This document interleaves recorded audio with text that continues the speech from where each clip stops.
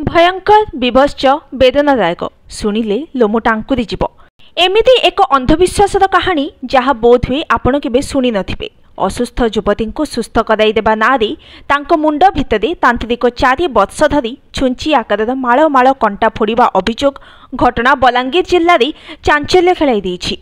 बलांगीर जिल्ला सिंधकेला अंचलर जणे युवती बयस मात्र 19 वर्ष, किंतु दुर्भाग्य शारीरिक समस्यार समाधान पाई तांत्रिक पाखकु जाई एबे भोगुछंती जम जंत्रणा। कारण तांको मुंड भितरे फोड़ा जाइछि छुंची आकारर कंटा। गोटिए कि जोड़िए नुहे माळ माळ कंटा फोड़ी दिया जाइछि तांको ताळुरे। दिने कि अधे नुहे दीर्घ 4 वर्ष धरी असह्य जंत्रणा छटपट हेबा परे एवं सीटी स्कान मुंडरे प्राय 10 खंड कंटा थिबा स्पष्ट हेबा परे तांको बलांगीर भीमभोई मेडिकल आज बुर्ला को स्थानांतर कर 2011 मसीहार कथा। युवती बापा कहवा कथा शारीरिक समस्या लगी रोकु झील को कंटा भांजी जामुर झुला गाँव संतोष राणा नामक यह व्यक्ति पाखक नहीं हेले संतोष ना थिला कोनसी डाक्टर ना थिला कोनसी मेडिकल प्रैक्टिशनर। संतोष राणा कुआडे अंधारी चिकित्सा करी विभिन्न रोग वैराग्य को दूर करुला। सेही विश्वास रे संपृक्त युवती मध्य चिकित्सा पाई ता पाखक जाइथिले।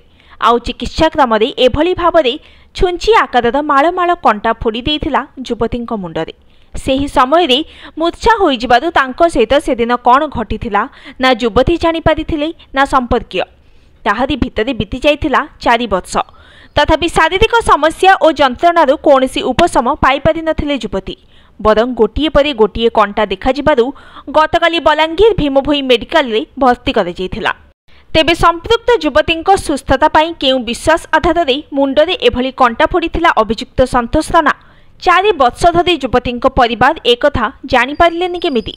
चिकित्सा विज्ञान थाउ थाउ तंत्र विद्या उपरे विश्वास करुवा संतोष राणा भली जड़े भंड चिकित्सक उपरे काहींकि भरोसिले युवती परिवार ना यही अघटन पछरे रही अन्य कौनसी कारण।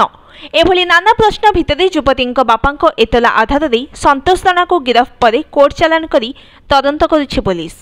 Bureau report, news today.